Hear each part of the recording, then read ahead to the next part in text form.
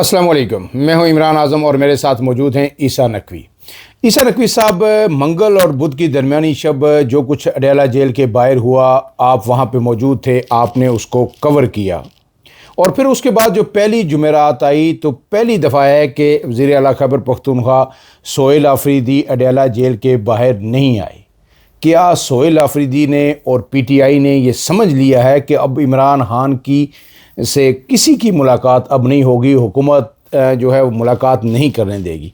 और फिर इसके बाद जो आम सवाल ये है कि PTI ऐसा लग रहा है कि एक बंद गली के अंदर जा चुकी है, तो क्या ऐसे में सोहेल आफरीदी जो अपनी हुकूमत है खैबर पख्तूनख्वा की, क्या वो बचा पाएंगे?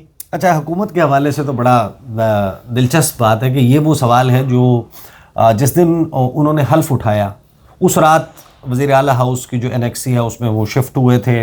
उसी वक्त यानी कि एक दिन गालिबन हुआ था, उनके लॉन में बैठकर ये सवाल मैंने उनसे किया था, उनसे ये सवाल पूछा था। जो उन्होंने जवाब दिया था वो जवाब बड़ा दिलचस्प था। सवाल ये है हमारे लिए कि उन्होंने जो अपने बारे में सबसे बड़ी पेशगोई की थी, क्या वो पेशगोई पूरी होती है या नहीं। इस वक्त क्राइन ये बताते हैं कि वो पेशगोई वन वे और दी अदर पूरी होने जा रही है। वो बड़ी दिलचस्प बात थी। और जो अडयाला जेल के बाहर हुआ, जाहिर है कि इस वक्त जब आप रियासती गुस्सा, रियासती तेवर देखते हैं तो सवाल जहन में आता है कि क्या इसका मतलब ये समझा जाए कि अब कभी भी किसी की भी इमरान खान से कभी भी कोई मुलाकात नहीं होगी, he'll remain in complete isolation. Simple हुकूमत का मौक़िफ़ ये है कि पहले रूल 265 सस्पेंड हो गया था इस्लामाबाद हाई कोर्ट से, जस्टिस एजाज इसहाक ने वो सस्पेंड कर दिया था। रूल 265 ये कहता है कि जेल में मौजूद कोई भी कैदी मुलाकात के दौरान सियासी गुफ्तगू नहीं कर सकता, सियासी पैगाम बाहर नहीं भेज सकता। उस वक्त तो सस्पेंडेड था, मुलाकातें हो रही थी, पैगाम बाहर आ रहा था। लेकिन अब क्योंकि इस्लामाबाद हाई कोर्ट के 2 रुकनी बेंच ने उस रूल 265 को बहाल कर दिया है, लिहाजा इमरान खान मुलाकात में सियासी गुफ्तगू नहीं कर सकते। रूल 265 बहाल होने के बाद जो मुलाकात हुई, उज़्मा खान साहिबा ने मुलाकात के अंदर सियासी पैगाम दिया, वो ट्वीट हुआ, ये नहीं होने दिया जाएगा। इस बुनियाद के ऊपर हम इमरान खान की कोई मुलाकात नहीं होने देंगे। लेकिन क्या इसकी बुनियाद पर आप इनडेफिनेट पीरियड ऑफ टाइम के लिए ये कर सकते हैं या नहीं? कुछ चीज़ें भी रिपोर्ट हुई हैं, उसके ऊपर भी बात करेंगे। और फिर तहरीक इंसाफ की खैबर पख्तूनख्वा हुकूमत का क्या मुस्तकबिल हो सकता है, सोहेल आफरीदी ने अपने हवाले से, अपनी हुकूमत के हवाले से ख़ुद क्या पेशगोई की थी, उसके ऊपर भी बात कर लेते हैं। सबसे पहले तो देखें जो अडयाला जेल के बाहर हुआ ना, मंगल और बुध की दरमियानी रात, उस पर अब एमनेस्टी इंटरनेशनल ने बात की है, इंटरनेशनल मीडिया ने कुछ बात की है, BBC ने उसको रिपोर्ट किया है, फिर जो लोकल मीडिया है। हैरानकुन तौर पर हुकूमत की तरफ से रद्द-ए-अमल ये आया। हुकूमत के जो बड़ा लाइन लेने वाले सहाफ़ी हैं उन्होंने अपनी वीडियोज़ में भी कहा कि हमने अपने तौर पर पता किया है कि जो मंगल और बुध की दरमियानी रात पानी वाटर कैनन का इस्तेमाल हुआ, उसमें कोई केमिकल या कोई ऐसी चीज़ मौजूद नहीं थी। वो ठंडा था और ठंडा पानी भी कभी कभी चुभता है, ये करके मैं कुछ लोगों की वीडियोज़ देखी तो वो इस किस्म की बात कर रहे थे। लेकिन मेरे लिए बड़ा हैरानकुन है। देखें, when we go there as a journalist, हम बहुत सारी चीज़ें ऑब्जर्व करते हैं। जब मैं वहाँ पर पहुँचा था ना, तो उस वक्त वहाँ पर लाइट्स ऑफ हो चुकी थी और उसी घुप अंधेरे में जहाँ लोगों ने कहीं थोड़ी सी आग जलाई हुई थी, कहीं पर कोई मोबाइल की टॉर्च लेकर, हम लाइट भी क्योंकि रिकॉर्ड करना था वहाँ पे वीडियो। अब ये it was only the second time. एक मैं गया था उस रात जिस रात सोहेल आफरीदी ने पूरी रात वहाँ पे धरना किया, और एक फिर ये मंगल और बुध की दरमियानी रात जिस रात ये वाटर कैनन का इस्तेमाल हुआ, जिसमें पानी में कुछ ऐसा केमिकल एजेंट मौजूद था जो बड़ा प्रॉब्लमेटिक था।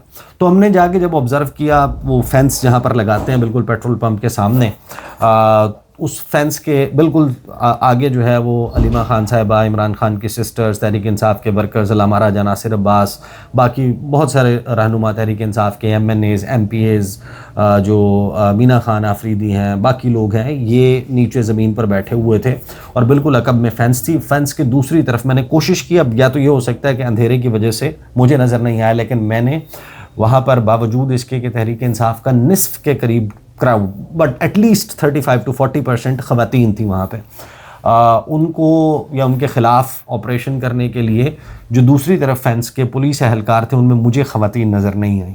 तो प्राइमरीली मे बी शायद अंधेरे की वजह से मुझे नज़र ना आया हो, दूसरी तरफ हो, और जब उनके खिलाफ क्रैकडाउन हुआ तो उसमें ख़वातीन ने भी हिस्सा लिया हो, क्योंकि जब आप हैंडल कर रहे हैं एक ऐसे क्राउड को जिसका क्या पहले कोई अनाउंसमेंट नहीं की गई डिस्पर्स करने के लिए, वार्निंग जो? यही तो हमारे लिए सबसे बड़ा सवाल है। हम एक वीडियो रिकॉर्ड की वहाँ पर, वो वीडियो अपलोड करने का मौका ही नहीं मिला। उसकी वजह ये है कि वहाँ पर सिग्नल्स को अच्छी कनेक्टिविटी नहीं है, दूर जाना पड़ता है, वहाँ जाकर अपलोड करनी पड़ती है। जब हमने वो वीडियो रिकॉर्ड कर ली जिसमें हमने ये सारी ऑब्जर्वेशंस की थी और डिस्कस की थी, उसके फ़ौरन बाद जो है ऑपरेशन शुरू हो गया। तो फिर ऑपरेशन के बाद तो फिर हम वही जो रिकॉर्ड किया हमने, तो वो लोगों ने देखा भी, उसके ऊपर कमेंट भी किया, जिसमें बड़ा तेज़ भागता हुआ आगे एक बेकरी है, और स्पीड आपकी देखी है मैंने वीडियो में। वो जो बेकरी, तो जाहिर है कि भाई वहाँ पर वो ये सवाल थोड़ी कर रहे थे कि आप जर्नलिस्ट हैं या आप कौन है। वाटर कैनन वाला ये पूछ के पानी नहीं फेंक रहा था, और भागना इस वजह से ज़रूरी हो गया, एक तो उसको कैप्चर भी करना था, दूसरा जो जैसे ही वाटर कैनन का इस्तेमाल हुआ है ना, तो वो पानी जैसे ही फ़िज़ा में गया है, मुझे अचानक से खांसी शुरू। पहले मैं समझा ये नॉर्मल है, शायद आप एक सिचुएशन चल रही है, लोग थोड़ा सा आगे पीछे हुए हैं, डस्ट है शायद उसकी वजह से, लेकिन एक ख़ास किस्म की पंजेंट स्मेल थी हवा में, जिससे आपको बाकायदा सांस लेने में दुश्वारी होती मतलब जिस तरह आंसू गैस की फीलिंग थी वो। अच्छा, आंसू गैस थोड़ी सी इससे मुख्तलिफ होती है। इसमें पानी में पेपर स्प्रे था, कोई और केमिकल था, I can not confirm, but I can confirm you that कि वो सादा सिंपल पानी नहीं था, क्योंकि जब हम वहाँ से वापस गए हैं ना, तब भी मैं आपको बताता हूँ कि क्या हुआ।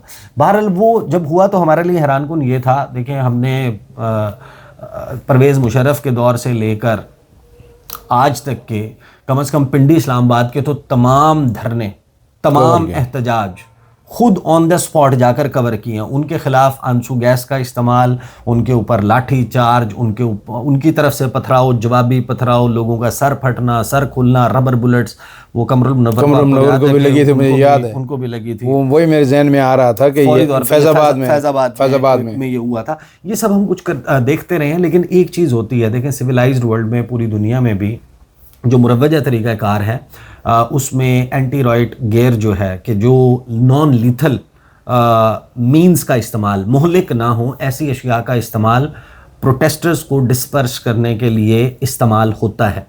लेकिन उसके लिए कुछ रूल्स हैं, कुछ कवानीन हैं। आप ऐसा नहीं कर सकते कि आप उनको क्लियर वार्निंग दिए बगैर किसी भी ऐसी चीज़ का इस्तेमाल वार्निंग मस्ट है। फॉर एग्जांपल, आपने आंसू गैस या आपने आज उस दिन पानी जिस केमिकल वाले वाटर का या कुछ मिला हुआ कुछ केमिकल एजेंट वाले पानी का इस्तेमाल किया, इट वाज अ मस्ट कि आपके सामने कोई ऐसा पेशेंट बंदा हो उस क्राउड में जो दमे का मरीज़ है, या जिसकी हार्ट की कंडीशन है, किसी और बीमारी में मुब्तला है, एज ज़्यादा है, भाग नहीं सकता, तेज़ी से वहाँ से निकल। अक्सर तो डिसेबल लोग भी ऐसे प्रोटेस्ट पे चले जाते हैं। आपका वहाँ पे मकसद ये तो नहीं था ना कि आपने जो वहाँ पर आए में आपने उनका फेंटा चढ़ाना है, मकसद ये था कि आपने क्राउड को मुंतशिर करना है। बिल्कुल सही है। मुंतशिर करने के लिए आपको एक अनाउंसमेंट, क्लियर वार्निंग देनी होती है।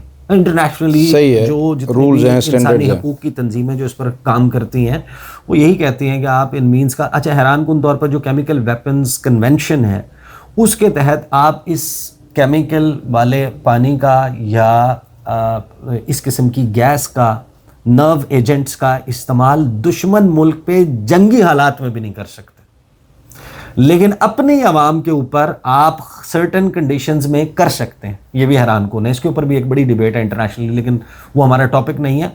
क्लियर अनाउंसमेंट 2-3 वजह से, देखें आप कहीं भी क्राउड को मुंतशिर करने के लिए यकीनी बनाते हैं कि मुंतशिर होने की जगह है कि नहीं। घुप अंधेरे में जहाँ पर गटर के ढक्कन खुले हुए हों, जहाँ पर साइड के ऊपर खुले नाले बने हुए हों, अनइवन रोड हो, वहाँ पर आप एक unannounced crackdown without clear warning और ये बताए बगैर कि पानी में कोई ऐसी चीज़ मौजूद है कि अगर दमे का मरीज़ होगा उसको पता चल जाएगा, भाई उसको जिसके हार्ट की कंडीशन है, जो भाग नहीं सकता, जो 60-70 साल 75 साल का है, जो वहाँ पर बड़े लोग मौजूद थे, इमरान खान की सिस्टर्स की एज देख लें, अल्लामा राजा नासिर अब्बास हैं, दीगर लोग हैं, कि उनके लिए ये मुमकिन नहीं है। तो सो दे हैव एन आइडिया, एक उनका कॉन्शियस डिसीजन होता है कि हमें मालूम है लेकिन उसके बावजूद हम खड़े हैं, ठीक है, इट्स देयर चॉइस। हुकूमत कहती है कि हम रास्ता बंद नहीं होने देंगे, वो कहते हैं कि भाई हम अपना राइट इस्तेमाल कर रहे हैं, पीसफुल असम्बली का, हम आइन और कानून के मुताबिक हमें एहतजाज का हमें हक मिलता है, हम पीसफुल और प्रोटेस्टर्स पीसफुल थे, कुछ ऐसा नहीं कर रहे थे। हुकूमत के पास ये ऑप्शन भी था, आप उन्हें सर्दी में छोड़ देते, वो क्या कर लेते, खाने पीने की जगह नहीं है वहां पर, कोई खाने पीने की अशिया मौजूद नहीं है, वॉशरूम जाने की फैसिलिटी नहीं है, एंडलेसली कोई भी नहीं बैठ सकता। लेकिन मुझे लगता यह है कि हुकूमत का, रियासत का मकसद ये था कि बताया जाए कि हमारा गुस्सा कम नहीं हुआ, और ये हम नहीं, गुस्सा बढ़ होने गया, जीरो टॉलरेंस पे आ गया। और जिस तरीके से उन्होंने वहां पर अनअनाउंस्ड वो पानी फेंका कि इनके उसमें कोई चीज़ ऐसी सी मौजूद है, बाकायदा खांसी हुई है। मैं जो इतनी तेज भागा हूँ वो इस वजह से नहीं भागा, वही अगले बंदे ने आपसे वो वाटर कैनन जिसके हाथ में जो भी उसका वो हैंडल कर रहा है, उसको स्टीयर कर रहा है, वो ये थोड़ी पूछ रहा है कि आप जर्नलिस्ट हैं, आप यहाँ रिपोर्ट कर रहे हैं या आप क्या कर रहे हैं। ये तो अब एक सब इंडिकेशन आ गई कि पहली दफ़ा सॉफ्ट वाटर, नॉर्मल वाटर इस्तेमाल हुआ, दोबारा केमिकल वाला हुआ, आइंदा अगली दफ़ा पता नहीं क्या होगा। ये क्लियर कट इंडिकेशन। एक मैं आपको बताऊं, ये अभी ये नॉर्मल नहीं है। आप बीबीसी की जाकर रिपोर्ट उसके ऊपर देखें, ये एमनेस्टी इंटरनेशनल ने डॉन न्यूज़ की खबर जो है उसको कोट करते हुए उसके ऊपर जो है गुफ्तगू की है, और इंटरनेशनली इसके ऊपर बात हुई है।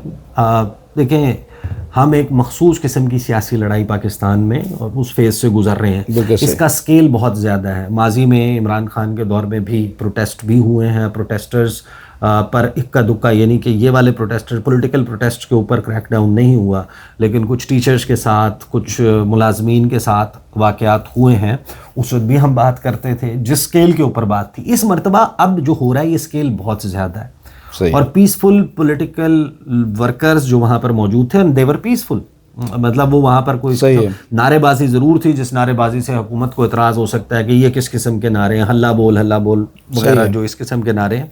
लेकिन उनके ऊपर इतना सख्त इकदाम उठाना, ठंडी रात, माइनस टेम्परेचर, इस्लामाबाद के डयाला जेल के बाहर खुले आसमान के नीचे कोहरा पड़ रहा है, शदीद ठंड है, वहाँ पर खड़ा नहीं हो सकता, खून जमाती हुई सर्दी है। वहाँ पर खड़े होकर हमने जो वीडियो रिकॉर्ड किए तो बर्बाद में भागे, और टेक्निकली हमने जाके जिस जगह पे पनाह हमने ली वो एक बेकरी का जो है ना कारखाना था, वहाँ पर उनका ओवन चल रहा था, और इतनी शदीद गर्मी थी, हमें तो जो है वो जैकेटें उतारनी पड़ी, जर्सियाँ उतारनी पड़ी, इतनी वहाँ पर गर्मी थी।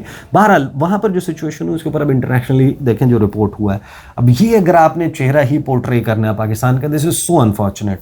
Now Amnesty International, the repeated use of high pressure water cannons by authorities against peaceful protesters outside Adiala jail in Rawalpindi is a flagrant violation of their right to peaceful assembly.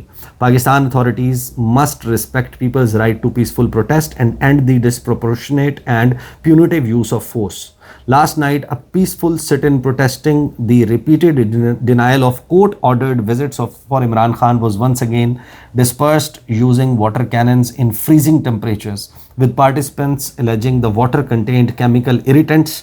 International human rights standards permit the use of water cannons only in situations of serious public disorder and widespread violence. के amnesty international भी कह रहे हैं कि बहुत ही संजीदा सूरत हाल हो, wide spread violence हो और वायलेंट प्रोटेस्टर्स हों, तब आप उनके खिलाफ वाटर कैनन का इस्तेमाल नहीं कर सकते। कुछ ये कि आप इरिटेंट्स के साथ ऐसा, अब उसमें पेपर स्प्रे था, उसमें क्या ऐसी चीज़ थी, लेकिन ये मैं आपको ज़रूर बता सकता हूँ कि बाकायदा ये बहुत सख्त था। और फिर हुआ क्या, जैसे ही ये वाक़या हुआ, हम जाकर वो उधर बेकरी का एक कारखाना था, वहाँ पर उनके चीज़ें बेक हो रही थी, हम वहाँ पर रुके, इंतज़ार किया, क्योंकि बाहर निकल के वाटर कैनन वाले ये तो नहीं पूछना था ना कि आप साफ़ी हैं या कौन, उन तो पानी पहले फेंकना था, तो पहले आप के साथ अच्छी खासी हो जाती। हमने इंतज़ार किया। अब जब अंदाज़ा हो गया कि ये वाटर कैनन वापस चला गया है, जब वाटर कैनन वापस चला गया, पुलिस वाले इक्का दुक्का पार्टी इधर वहाँ पे मौजूद थी, हम बाहर निकल आए।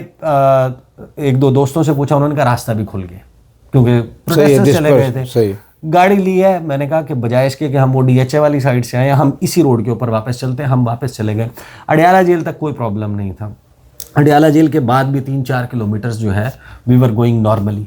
अचानक से मैंने गाड़ी में, तंजीम मौजूद थे, तंजीम वीडियोज़ में आपने देखा होगा मेरे साथ होते हैं, तंजीम का छोटा भाई मुर्तज़ा मौजूद था। मैंने उनको कहा कि तुम में से किसी के कपड़े जो हैं उनके ऊपर वो पानी लगा है। उन्होंने कहा क्यों? मैंने कहा स्मेल आ रही है उसकी, वही इरिटेशन हो रही है दोबारा से, ये कहाँ से आ रही है? तो थोड़ी देर के बाद जैसे ही मैंने ये कहा, मैंने कहा शीशे नीचे कर रहे हैं, जब हमने शीशे नीचे किए और ज़्यादा आने लगी और दोबारा खांसी शुरू हो गई। फौरन ही हमारी नज़र पड़ी कि वो जो वाटर कैनन था वो रास्ते में लेफ्ट साइड पे नहीं, वो जा नहीं रहा था, लेफ्ट साइड पे वो अपना बाकी जो बचा हुआ पानी था उसको एम्प्टी आउट कर गिरा रहा था। वो जो गिरा रहा था उससे जो स्मेल आ रही थी, जो उससे हवा में फिजा में मौजूद था, तो वो उसमें इस्तेमाल तो हुआ था। अब देखें, सवाल ये है कि क्या आप एंडलेसली कर सकते हैं? आपने हार्ड स्टेट बताना है कि हम बहुत हार्ड स्टेट हैं, तो आप कर तो सकते हैं ना।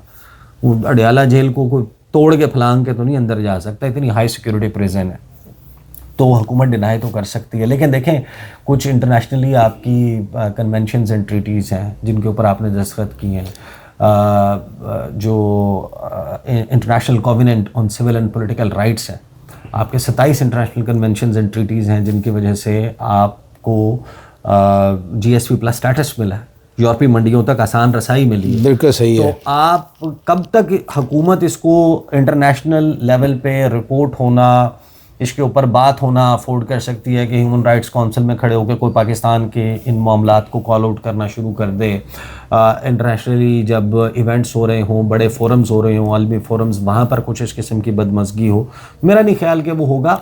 ये कोई यकीन दहानी का मामला होता है जैसे ही तहरीक इंसाफ का, तो हो जाएगा। दूसरा जो लेकिन इसमें नहीं, इसमें एक बात और कि एक तो एमनेस्टी की ये रिपोर्ट आपको आ गई, इस पे जो कंसर्न उनका है, साथ इसको आपको पता है कि यूएन की भी एक रिपोर्ट पिछले दिनों जिनेवा के अंदर जो कोर्ट हुई है, जो स्पेशल जो रिपोर्टर हैं उनके जो एक नुमाइंदा होते हैं खुसूसी, उन्होंने पूरी डिटेल एक रिपोर्ट दी और उसने एक बात से नुक्ता मैं उसमें कहूँगा कि ये जो कैद तन्हाई है जो इमरान खान की, उन्होंने कहा कि अगर ये 15 दिन से ज़्यादा बढ़ जाए तो फिर हम इसको जो है मेंटल टार्चर जो है कंसीडर करते हैं। तो एक तरफ से यूएन बोल रहा है, एमनेस्टी बोल रही है, तो इस पर कोई असर नहीं हो रहा। एक चीज़ टेक्निकली ज़रूर समझ लें कि वो यूएन की अभी तक ऑफिशियल पोजीशन नहीं है, वो यूएन ह्यूमन राइट्स काउंसिल की पोजीशन नहीं है। जो स्पेशल रापोर्टर ऑन टॉर्चर या ये उनकी रिपोर्ट, ये उनके जो प्रोसीजर्स हैं, वो आप यूँ समझें कि जिस तरह एनजीओ होती है ना, सही है, वो they are affiliated with UN, उनकी रिपोर्ट्स बहुत उनका क्रेडिबल होती हैं, सही है, लेकिन वो ऑफिशियल पोजीशन नहीं है अभी तक यूएन की ऑफिशियल पोजीशन या यूएन रिपोर्टर ऑन, लेकिन उन्होंने तो सबमिट करवाई है ना अपनी रिपोर्ट। बिल्कुल है। अब जाहिर है कि ये वो चीज़ें हैं, हमारे सामने खुद ये सवाल मौजूद है। देखें, जब भी कोई भी हुकूमत कोई काम करती है उसको इंटरनेशनली, यानी पूरी दुनिया ये कहती है कि इजराइल जो है वो जेनोसाइड कर रहा है, बिल्कुल सही है, वहाँ पर गजा में, फ़लस्तीन में फ़लस्तीनियों का कत्लेआम कर रहा है, उनकी नस्ल कुशी कर रहा है। क्या नेतन्याहू ये एक्सेप्ट करता है कि मैं कर रहा हूँ? वो कहते हैं नहीं, ये दहशतगर्द है। बिल्कुल सही है। वो अपनी एक पोजीशन, यानी अमेरिका में कभी किसी स्टेट पे लेवल पे बैठे हुए बंदे ने ये थोड़ी कहा कि weapons of mass destruction was a hoax. बिल्कुल सही। किसी सिटिंग सेक्रेटरी का ये बयान आप नहीं दिखा सकते जो ये कहे कि जनाब जो बड़े पैमाने पर तबाही फैलाने वाले हथियार ढूंढने हम इराक गए थे वो एक झूठी फर्जी कहानी थी।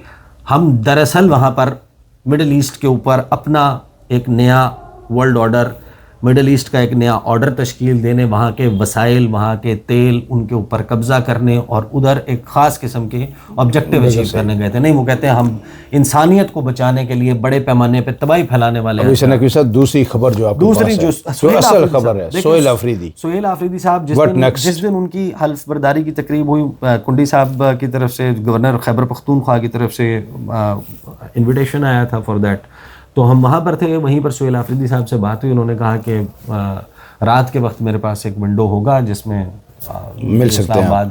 अदील सरफराज भी थे। हम पहले मुजम्मिल असलम साहब की तरफ थे, उनका इंटरव्यू किया, फिर वहाँ से रात तकरीबन 1:30 बजे के करीब गए और वहाँ पर बहुत सारी ऐसी चीज़ें हुई जिनको हमने रिपोर्ट की और बहुत सारी ऐसी चीज़ें जिनको हमने अभी तक रिपोर्ट नहीं किया। उनमें से एक चीज़ है जो मैं आपको अभी बता रहा हूँ। सबसे पहली बात तो ये कि देखें, उसमें वो शाहिद आफरीदी वाला मामला भी बाद में फिर खुलकर सामने आया, वो वाला भी जो चीज़ें हुई थी, कुछ चीज़ें हमने कहा ना कि रिपोर्ट कर दी थी, कुछ नहीं। सोहेल आफरीदी साहब, पहली बात तो ये कि क्या वो अपनी हुकूमत बचाने के मिशन पे हैं, तो द आंसर इज़ नो। मतलब ये जो जुमेरात को वो नहीं गए, इसका मकसद ये नहीं है कि वो कोई हुकूमत बचाने के चक्कर में, मेरी अंडरस्टैंडिंग उस वक्त तक की और उसके बाद की चीज़ें देखते हुए, वो ये ज़रूर हो सकता है कि आप थोड़ा सा टेम्परेचर्स डाउन करके, मामलात कूल डाउन करके इमरान खान तक एक्सेस सीख कर रहे हों। अलबत्ता मैंने ये सवाल पूछा सुहेल आफरीदी साहब से कि आप खैबर पख्तूनख्वा के सबसे मुख्तसर अरसे के वज़ीर आला होंगे या सबसे तवील अरसे के वज़ीर आला होंगे? अच्छा, इस सवाल के पीछे क्या वो था? मुख्तसर अरसे के लिए कि अगर आपको भी बर्दाश्त नहीं किया जाता तो आपकी हुकूमत फारिग हो जाएगी, बर्खास्त हो जाएगी।